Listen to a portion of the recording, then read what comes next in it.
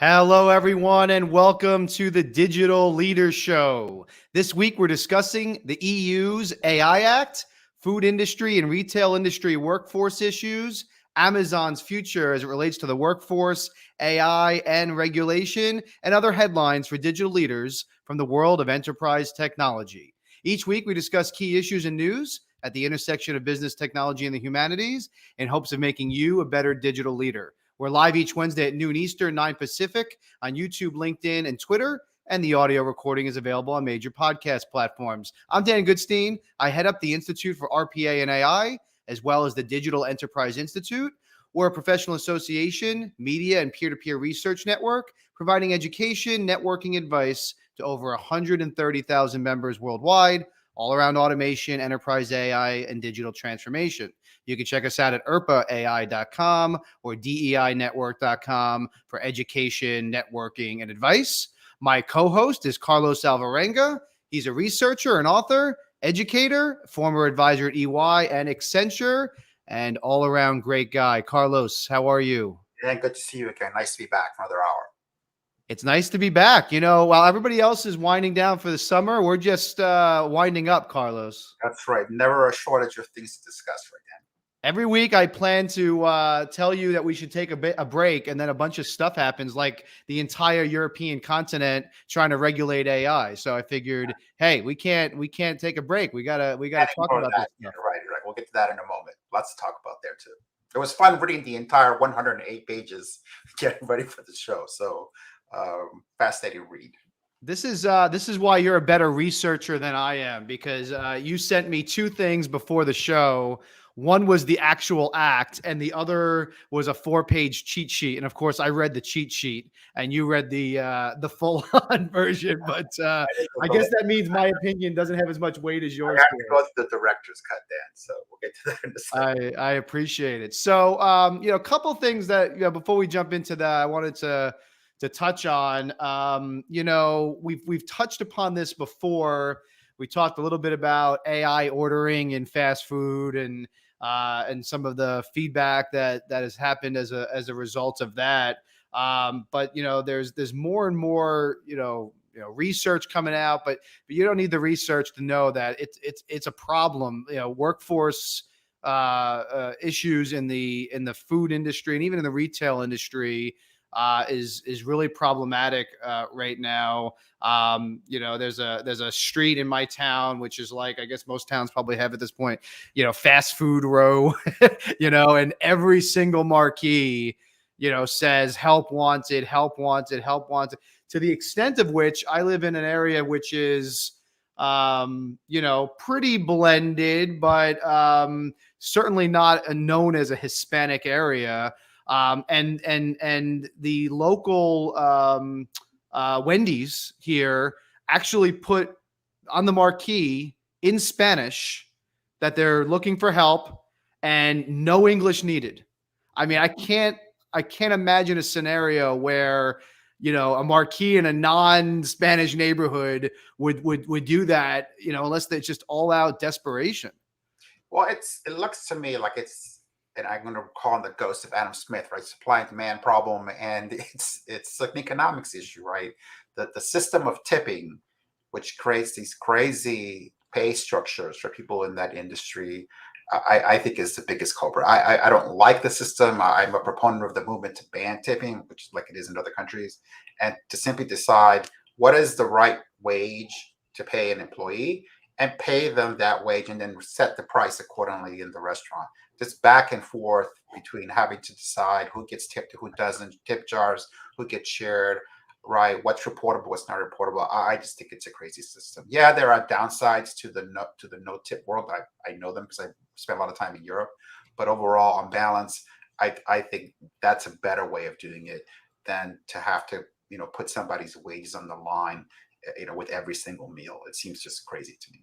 I'll tell you what, I as a guy who, when a younger adult hadn't traveled a lot internationally, and then, traveled a lot internationally in the last 10, 12 years for my career, my opinion on this has changed. I was very much against that, removal of tipping, because I felt that people would not be as motivated to be as helpful. But I got to tell you, right now, it doesn't seem to matter. I mean, you walk into a restaurant by me, and the paradigm has shifted from the customer's always right, and the employees catering to you, to you had to cater to the employees. I mean, if you get frustrated with an employee, they're like, that's it, you're done. It's so much so that this local coffee shop by me, actually had a sign on the door at one point that said, please be courteous to our employees. They're the only reason why we're open. And while I agree with the general sentiment of being a good person and not obnoxious, I'm like, that's the wrong message to send when you walk into an establishment where you're paying $8 for a cup of coffee, and already they're giving their employees an excuse to be nasty to customers. But it's such a tough job, right? I worked my way through college, and I spent a couple of summers working at restaurants, and you appreciate just how tough of a job it is. It's already a hard job. To add to that, the variability of what you're actually going to make after an entire day at a restaurant, and then today with the labeling software, scheduling software, it's a terrible job. And so there's not a surprise there's a shortage of staff in the industry, and it's the restaurateurs' fault. And good to see that there is a movement from the restaurant owners to change the system. Because again, on balance, I think it's time for this tipping thing to go. I can't imagine why Steve is still here. Well, and so to me, it hasn't helped. People are not customer service centric. They're not happy to be there, probably because they're not paid well enough. And the last thing I was going to say, is when I went to Europe most recently, which granted, well, that's not true. I was there. I was in Italy, but my experience really was my opinion was changed a few years ago. When I was in the UK and in France and a couple other places in Europe for work. And I would argue the service was actually better. These are places where the tip was built in, and where it was actually a career to do these things, right? If you went into a restaurant in France, I know people have this image of the French, but I have to tell you, people there were generally very, very nice, tourists, and even in tourist areas. And if you were upset, they were very upset, like emotionally, visibly upset, because this is their profession. They take it very seriously. Famously, UK cab drivers, very proud, right? And so, maybe there's something to that where you say, hey, listen, you pay these people better, you get better service, better quality. Well, you said the magic word, right, which is profession. They're professional waiters, and so I think that's a huge difference, and they think of it that way. And it's I agree. I think overall, on balance, by far, right, generally speaking, the service I've ever had, and I've traveled over the world as a consultant, was better in Europe than it is in the United States. If someone wants to do a good job, right, in that role, right, they're not going to suddenly not do a good job or do a good job because of a tip. Either they do a good job or they don't do a good job. And I think if you feel like you've got a living wage, you're treated with respect and courtesy, those are much better settings in which to make somebody do a good job in this kind of a role than because there's a tip at the end of a meal, which some people may or may not give. Again, to me, this is I don't understand why the system persists. I guess I do, but it shouldn't. Well, it's getting to a point where it's a worst of all worlds situation, right, where me as a consumer now, I go into a restaurant, I'm paying a lot more money than if I were to do takeout, right, or DoorDash or whatever, and then I'm treated like garbage. I went into an Applebee's the other day. And we had like 12 or 13, actually I called an Applebee's, 12 or 13 people that we were all going together. I called them. I said, how long would the wait be? They're like, oh, probably like 45 minutes. I said, okay, can I put my name down? She goes, no, we don't take reservations. I said, no, it's not a reservation. I said, we're leaving now. I said, but I don't want the clock to start when I get there in 20 minutes. I want the clock to start now, right? Oh, no, sorry, we don't do that. You have to come down and give me your phone number. I'm like, well, you have my phone number. I'm calling, right? So I'm like, it was just this horrible, horrible experience. I'm like, that was a $500 tab that they lost out on. We ordered pizza because it was just too painful, right? So you have this situation where restaurants are losing money. This wages report came out and said that, hourly wages have actually gone up 5% for restaurant and bar workers over the last 2 years, but it's still not making a dent. And I think they run the risk of, you get someone like me who doesn't maybe have as much patience as he should. I just won't go. I won't go to restaurants. I won't go to retail. I'll do everything on Amazon and DoorDash, and I'll never go in again. So they gotta solve this problem. Yeah, I agree. I think it's treat your staff correctly, charge what it needs to be charged, and the people will go or they won't go. Right? If suddenly the price go up 40% and I can't afford that restaurant anymore, well, so what? Right? I'll go someplace else. But at least the people who work there will be treated correctly and with respect. And I think this idea of having to beg for a tip or whatever, or hope your livelihood depends on a tip, I think we should be way beyond that at this point.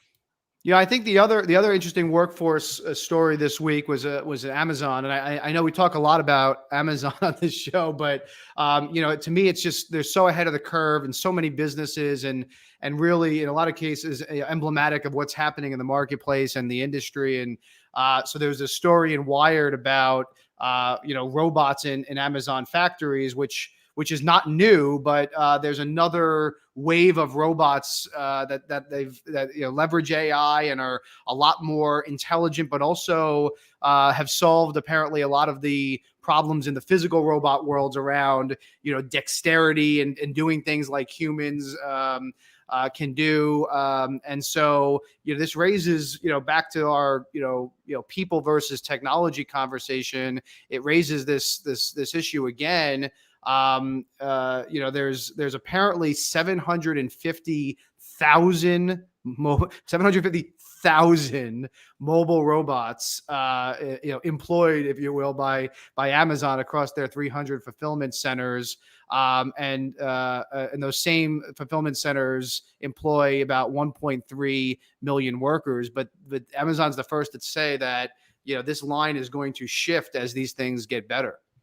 And what was interesting about the article to me was what you said, which is not that the robots are new, but it's just that this seems to have crossed a threshold into the let's call robustness, or like the quote unquote intelligence, right? They mentioned this tweezer test of having to pull a tweezer, which was something that only human beings can do, but they believe that that's around the corner, so to speak. So also robots were kept in sort of cages, and now the robots have left the cages and are able to walk around kind of the warehouses. So there's clearly this push by companies like Amazon to eliminate as much human labor from the picking, selection, sorting process, right? And they seem to be about 65% there. But this is something which clearly from the article, they're making step changes, and no doubt, go back to that book I always mention, right? Only humans need apply. The joke of the book, sort of a joke, is in the future there are 3 jobs: making AI or making machines, right? Keeping machines working, and whatever the machines can't or won't do. And there's no doubt in my mind that everything we're seeing on this video is something that a machine can and will do 10 years from now.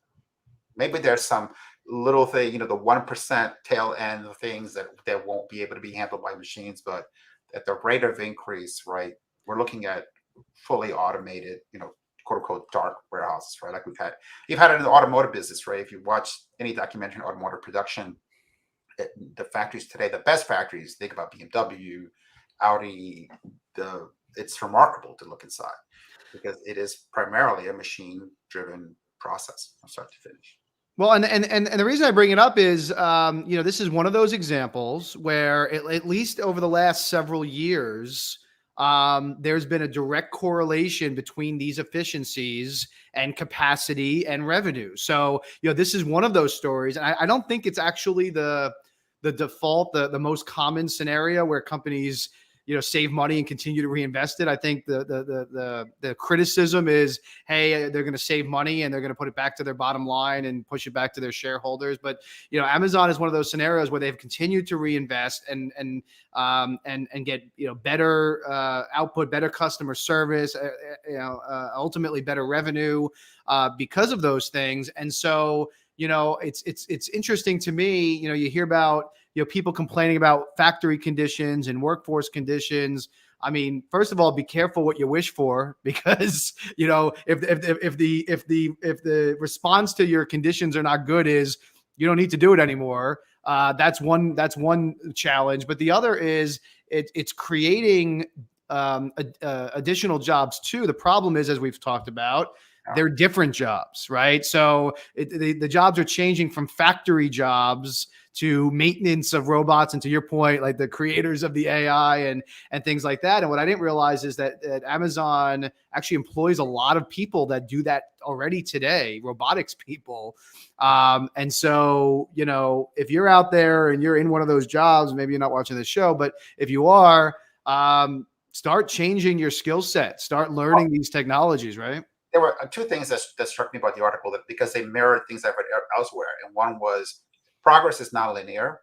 So a problem is persistent for 5, 6, 7 years, and then suddenly a breakthrough comes in. And then what Amazon does is, at least says, now they completely redesign, right, a process around the fact that the problem has been solved or this new capability exists. And I remember reading an article about someone who was a copywriter at a PR firm, and how this person had lost his job to AI. And what happened was the AI couldn't do it. Suddenly it could. It wasn't as good as he was, but it was good enough, right? And then the company decided, well, you know what? We don't need copywriters anymore. So we're going to have the AI write the copy for press releases and announcements. So it's a non-linear thing. But then when it crosses a certain threshold, right, companies then completely redesign an entire process or function around the fact that now this robot can do X. And as you mentioned, if you've got a salary of whatever that number is, right, pick one. What happens is that when that job goes away, you've got a few people who make more, greater than one, making and fixing the robots, and maybe people who are making much less than one, right, who are doing, again, the task that lie at the periphery of what the robot can do. Back to the book, right? You make the machine, you keep the machine working, right? Making the machine is the best job. Keeping working is not so bad, or whatever the machine can or won't do. And that's usually in an industrial setting. That's not really where you want to be. Yeah, I just think this is a wake up call, right? Yeah, no, sorry. I was just going to say, I think this is a wake up call for anybody, and for the people, the politicians and the workers out there that, you've been crying foul about technology, right? I mean, just start changing the skill sets, start changing your skill sets and your level of education or understanding of these things, because, at some point it's just going to become inevitable. The other one is, Amazon is actually seeking small businesses in various communities to help with delivery. So, for all the people that are, business owners and, have been concerned or upset about Amazon kind of eating their lunch, here's an interesting opportunity to, if you can't beat them, join them, I think, right? In the sense of, if you have local florists, they're talking about florists and, other delivery companies, local restaurants and things. I know even like a DoorDash by me has added a option where you can get your dinner delivered, and then when the person comes to your house, they'll take a package to UPS for you. Well, again, Amazon always at that last mile, right? Continues to innovate. Some ideas are great, some not so great. There was a pro and con in the article about whether you should be part of this if you're a small business owner. So nothing new there, right? This is one of the things where, and I think Amazon doesn't get as much credit as they do. I still don't think, unless you're a supply chain logistics person, it's hard to comprehend just the magnitude of the revolution that Amazon created, through its last mile logistics program. So this is a good setup for our bigger conversation, Carlos. But before we get into it, the other side of the Amazon coin right now is regulatory pressure. I Googled Amazon and regulation before this show, and I couldn't believe how many search results there were. I should have asked ChatGPT to summarize it for me. But right now, you have the FTC lawsuit around the Amazon Prime thing, enrolling people in Amazon Prime. You have the EU's going after the iRobot deal. The antitrust group is going after the iRobot deal. Last year, there was a bunch of different antitrust issues. They had to settle and commit to giving products, at least in Europe, from rival sellers equal visibility. on premium areas of the website. So there's just a long laundry list of regulatory complaints and lawsuits going on.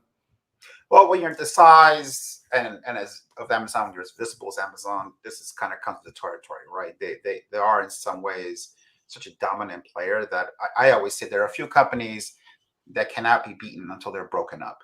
Right? Google's one of them, and I think Amazon's another. Right? It would take regulatory action, which we might get uh, for to reset the competitive landscape. They're that far ahead, and they're that dominant a player in their particular space. And when it gets to that point, the regulators are going to take notice, and that's why they have what they have.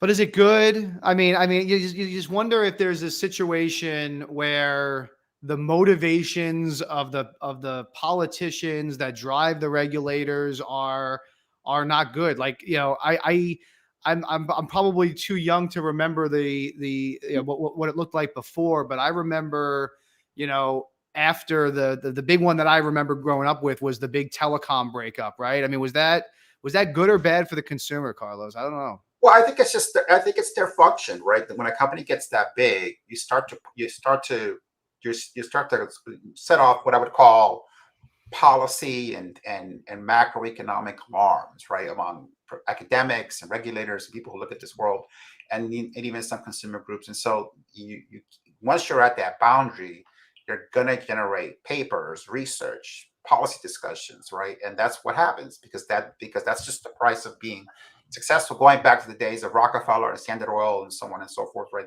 Since the industrial age has started and there's been a regulatory framework in place, there's always this tension when a company becomes this dominant. And again, I put Google in the same situation, right? Where they're not ordinary companies. And so they require extraordinary oversight.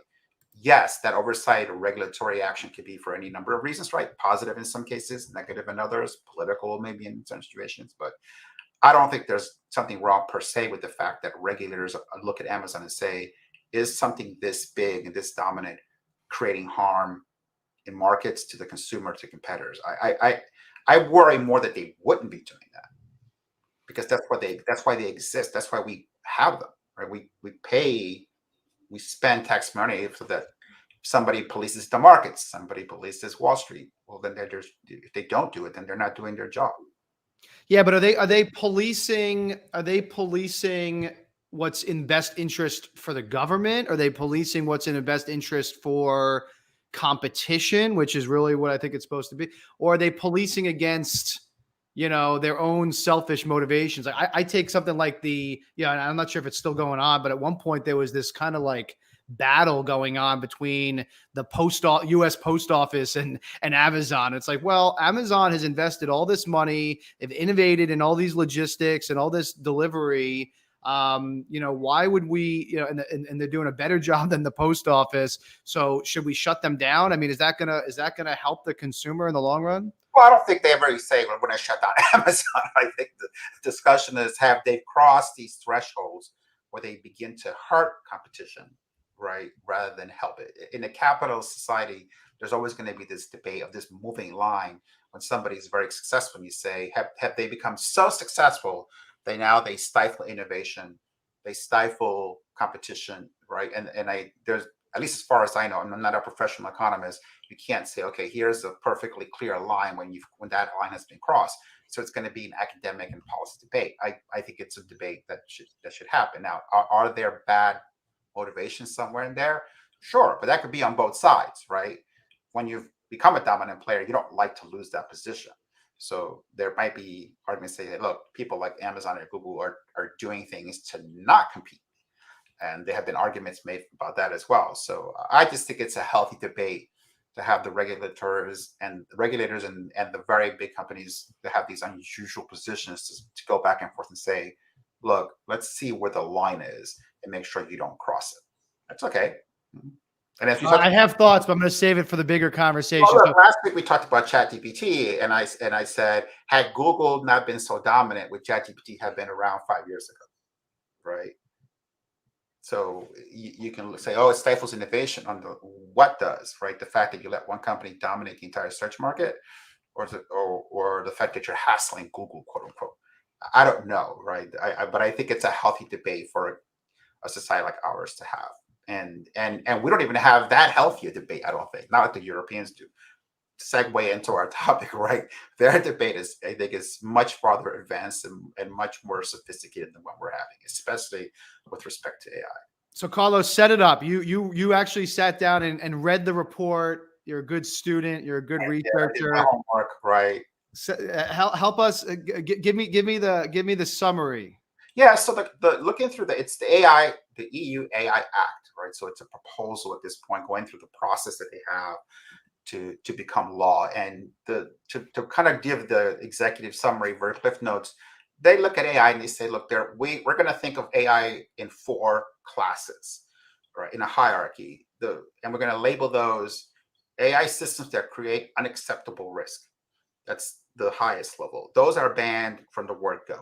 Okay. So an example of that, reading from the text, would be any form of social scoring, like you have in China, is not allowed at all. A toy, when I'm quoting again, quote unquote, toys using voice assistance that encourages dangerous behavior in children, quote, end quote, banned get go. Right. So unacceptable risk. You've got high risk, which is the most interesting one, 3. So it's very high, but we're going to let it go under certain conditions that are very well defined. Limited risk, and then minimal or no risk. When you look at the part that says high risk, which is where it gets interesting, here there's a long list of what they consider to be high risk. For example, infrastructure, transportation that could put someone's life at risk, educational or vocational training that would determine access to education or professional training, right? Safety components of products, for example, AI inside of a robot that operates on people. Anything around employment, management of workers, CV sorting software, for example, which is really remarkable, right? Credit scoring, law enforcement, migration, asylum, or border control, and then anything involved with the administrative justice or democratic process, so courtroom procedures, right? So with that set of things, then they say, okay, anything that gets labeled high risk, right, has to have serious risk mitigation systems. There has to be high quality data that feeds it. Everything must be logged. Whatever it does must be sort of verified from the outside, fully documented, must be clear and adequate presentation to the user, right? Appropriate human oversight, and then high level of robustness. One of the interesting things, and I'll stop, is this sense of identification. AI in any of these settings, right, cannot be done in the background, can't be secret. It must, if it's presenting you something that was generated by AI, or if it is itself an AI system, then citizens have the right and must be informed. Listen, you're speaking to a machine. This was created by a machine. This decision was made by a machine. So is it an attempt, I think, mostly to define what they consider to be this high risk set of systems, and then to put some sort of boundaries around what can be done. Last point is, if you have a high risk system, there's going to be almost like a review board, which includes industry, experts, regulators. And in certain cases, you're going to have to go to that review board and say, this is what our system is going to do. Here's our tech. Here are the pros and cons, the risks, right? And then they're going to have to sort of allow you to say, okay, great, you can put that into the marketplace. So it's a pretty comprehensive, I mean, I think it's revolutionary, sort of first of its kind attempt to put a regulatory and policy framework around this new technology.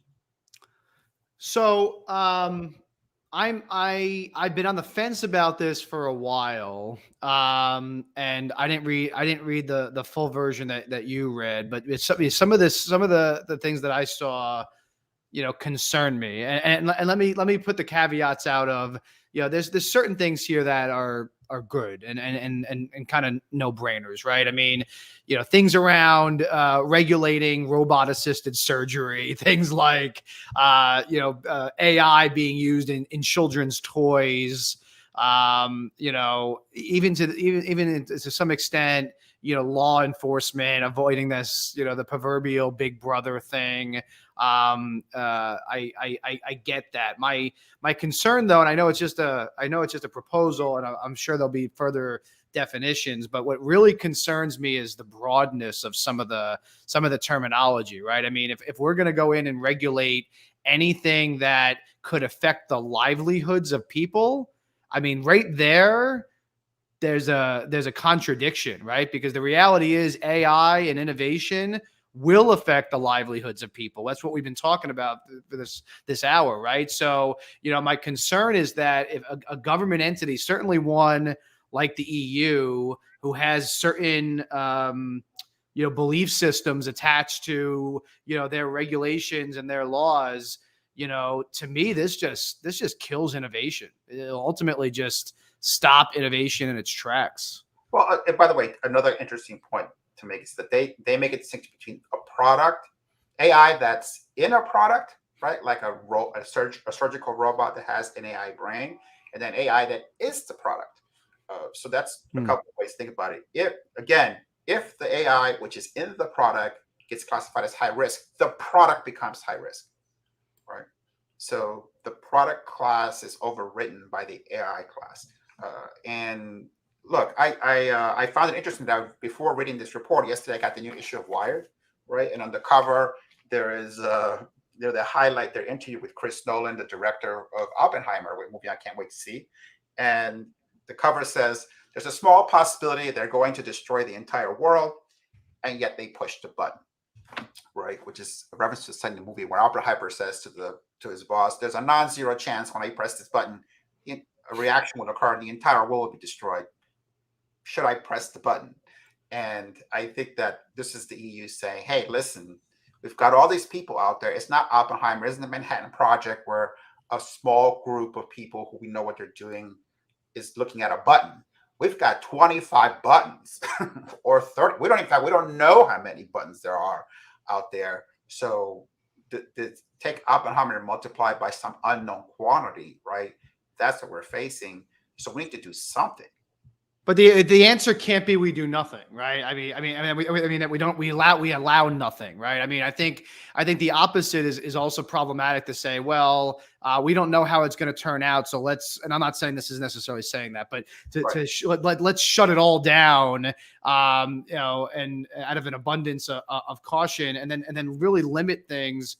That I mean, some of the things that they mention in here, I mean, are major advancements that have been made to just consumer life in general. Things like, at the same time, Dan, you highlight those, but I can also highlight the things people have been screwed over by AI already. There was a story in Wired a few months ago about a woman who got denied a prescription medicine because AI decided that her profile fit people who abuse medicines. Now, she had never abused the medicine. Denied by who? Right? Denied by the insurance company. Wouldn't pay for the insurance, and she couldn't get a prescription. She had never done it. This is Minority Report. But the machine decided you look like people who are going to abuse this drug. So you know what? Tough luck. You can't have the drug, right? If you get denied, if you're in prison, you get denied parole because the AI decides, you know what? You map to people who violate parole, although you're a model prisoner. And so, well, too bad for you.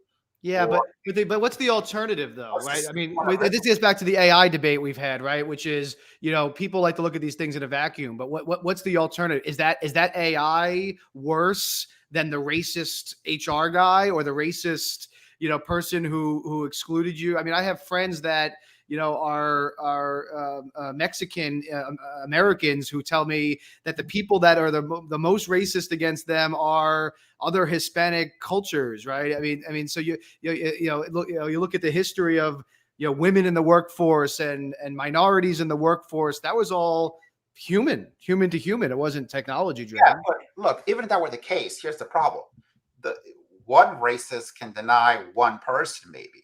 Or let's just take if you're a terrible HR person, you can deny. It's the scale issue, right? It's a scale issue, right? A machine can do this a million more times. So it's there's a lot more at stake than the function itself because it's a scale.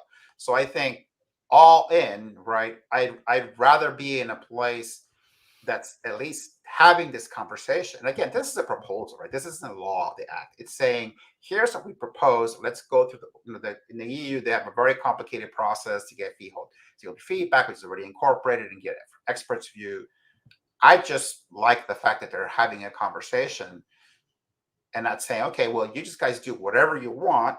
And once things go wrong, which tends to be our approach, right? Then we'll retroactively cite, which is fine if you're the innovator, but uh, too bad if you're the person who got sliced and diced by some robot, right? Again, go back to the we talked about last week, which is this the submarine thing, right?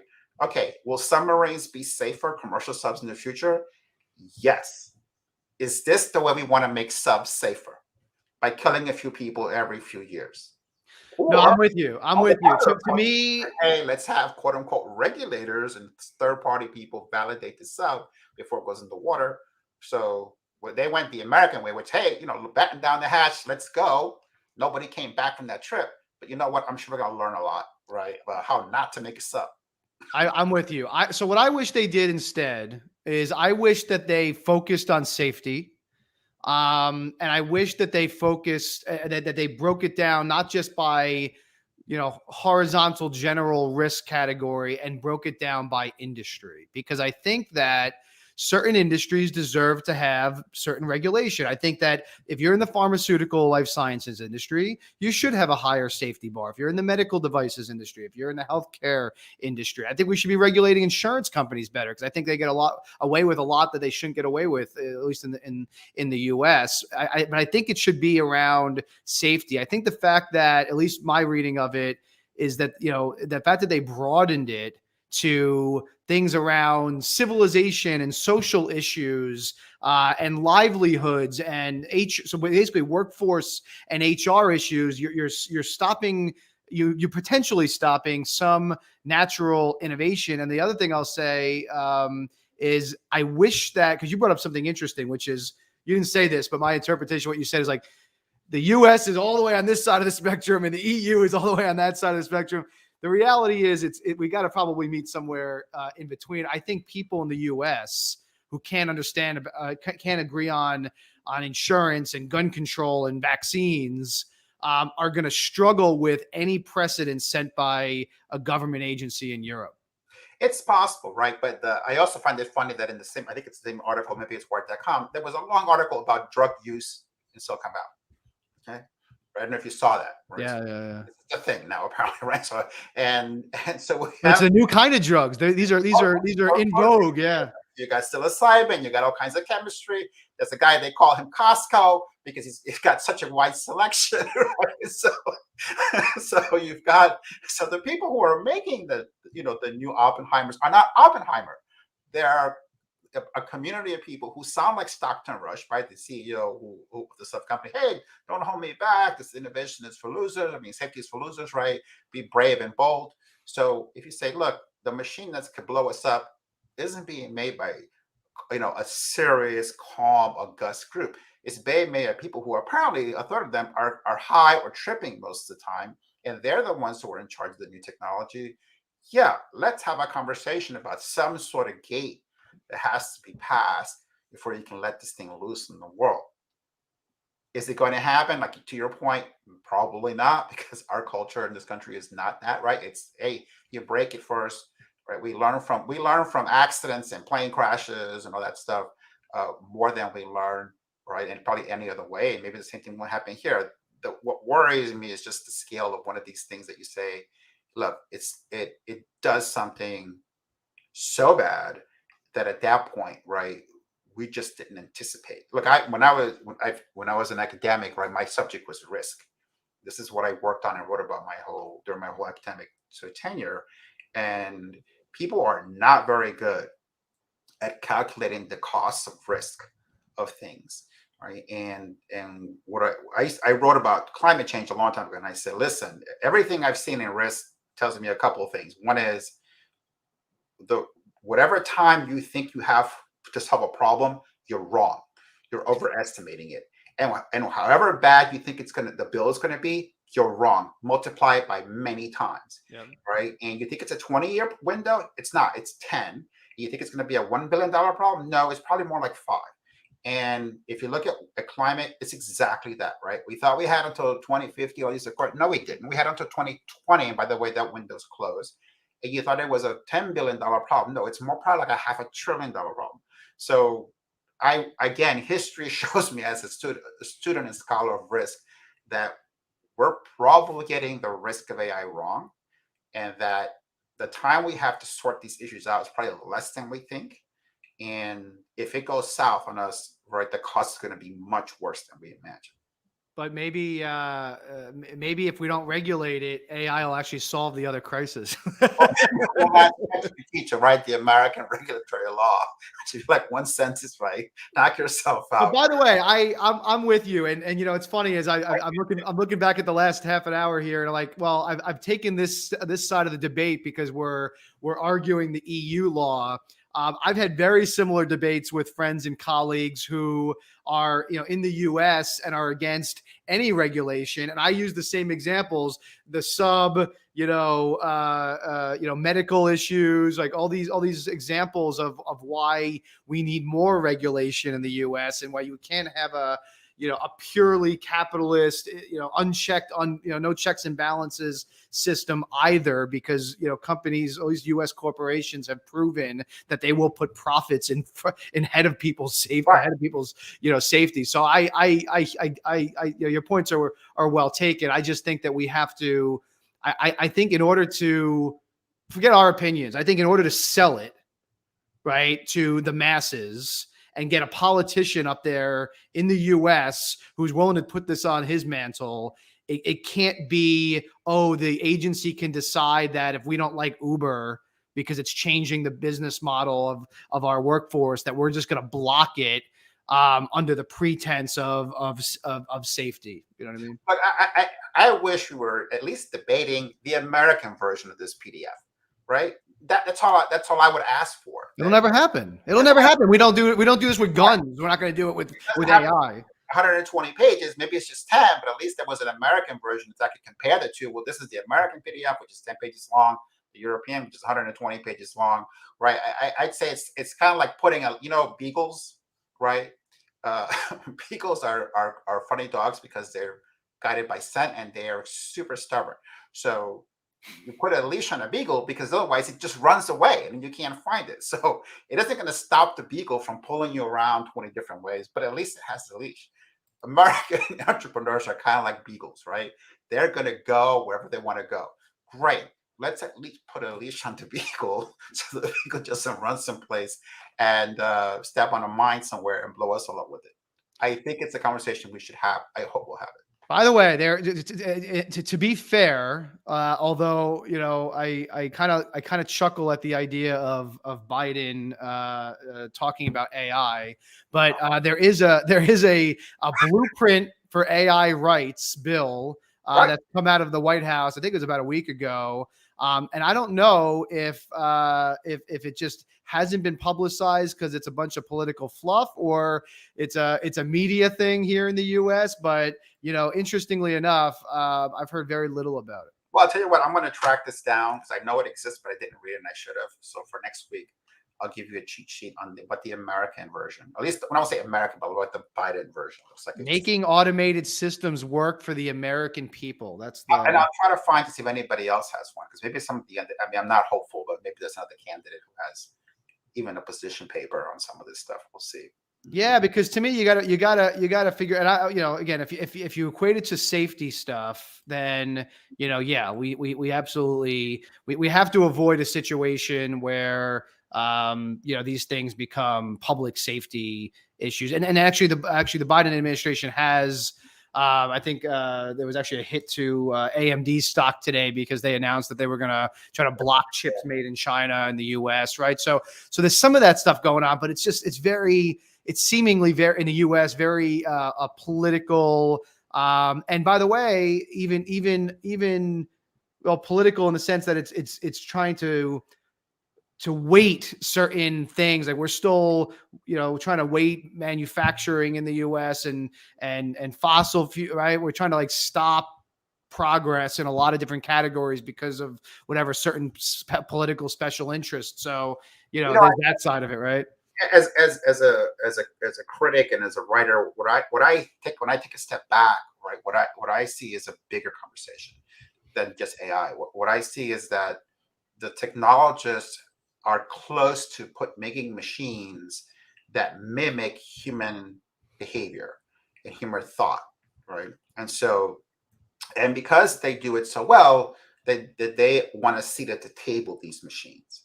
And I think the bigger question is, are we okay with that, right? Just as human beings, as a species, right? Are we okay crossing a threshold where a table that, like a jury table, right? An admissions committee, right? A job applicant screening group that since time immemorial has been filled by human beings. Now we're ready to say, no, you know what? Take out a chair that was a person and put the machine there as a peer to us. And that's what in fact, I'm working on a short story now on this topic of the idea of the parity, right, or near parity that we've now are debating. To me, taking it back is that it's as a, we talk about humanities on this program. To me, as a person, as a scholar of humanities, is are we prepared now to something that has been dreamed about and talked about for Yeah. millennia, right there, and we are live at the moment. Seems like we're alive at the moment at a remarkable moment in the history of humanity, which is we're about to let machines sit alongside us and to conduct and be a part of some of the most important philosophical discussions we could have as human beings around life and death, incarceration, freedom, crime and punishment, right? So that's what I find really interesting. But here's the question I have, and I'm not asking you to answer it necessarily, but is humanities Right. allowing people to work in factories which are inherently dangerous places, regardless of whether it's Amazon or a tobacco plant, whatever it is, right? A heavy machinery. That to me, that's not humane. Making a single mother work 3 jobs to make ends meet is not humane. Making somebody deliver 450 packages a day to keep their route or make ends meet, work in a restaurant we talked about. To me, that's not so. So why not, have a conversation, to your point, make it have a conversation about allowing AI to play a role. Because again, my concern is that there are entities out there that don't want that innovation to happen because they've done a really good job and made a lot of money by hiding this stuff from the public spotlight. I mean, I keep mentioning guns, but to me, that's the most black and white issue where, regardless of your politics, if you look at every survey that's ever been done, Americans generally agree and have consensus on gun legislation, but it never gets passed. Why? Because they throw enough shade at it that it never gets resolved. And pharmaceutical, you take every industry, certainly in the US, and the same thing happens. So, I actually think if done right, that AI and technology advances actually will create a more fair world, more than unfair, if we get it right. Look, I've read counter arguments, for example, of listen, if you're on a parole board and somebody says no to you, they don't have to explain why.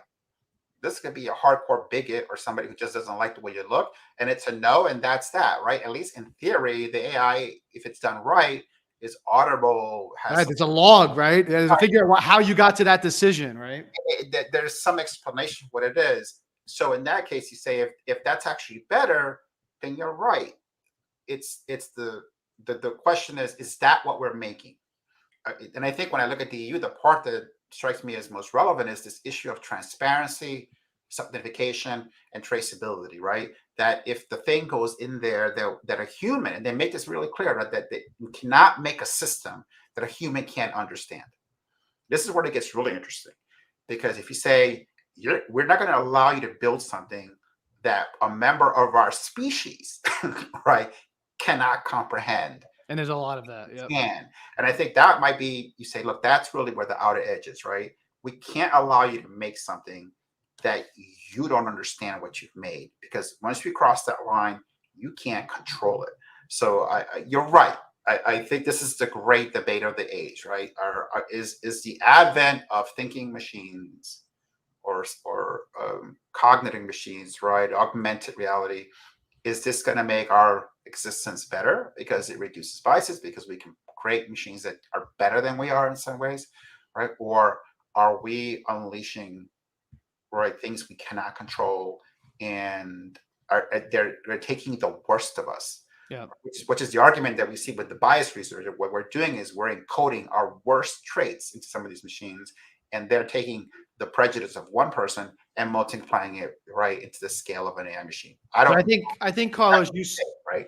I think you solved it with the traceability factor, right? Because I remember early on in the days of robotic process automation, when and again it wasn't AI, so maybe it wasn't at the scale of what we're talking about here, but where companies were implementing these software robots essentially to automate tasks within financial institutions and insurance companies and things. And I remember asking a guy at the SEC whether or not they were comfortable with this, because most people thought that they wouldn't be, because there was no throat to choke, so to speak, if humans weren't doing it.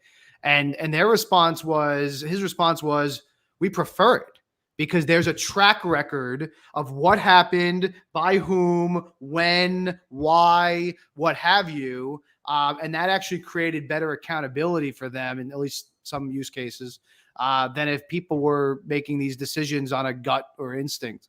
Yeah, you're right. Hey, look, by the way, I know because almost out of time, I did want to recommend a piece from the New Wired. It's a really good issue.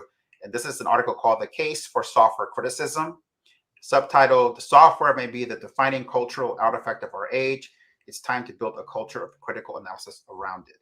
And the author is Sean Hahn, and makes the case we analyze film, we analyze furniture, we analyze all that stuff, and nothing's as important in software, and we don't have a culture of criticism of software. And I think for our tech audience, I think they'd find the article extremely interesting. And if you have BlackBerry, go see BlackBerry. Fantastic film. Sounds good. Carlos, great conversation. I enjoyed this. I will see you next week. Look forward to it. Thanks everybody. Have a great week. All right. Bye-bye.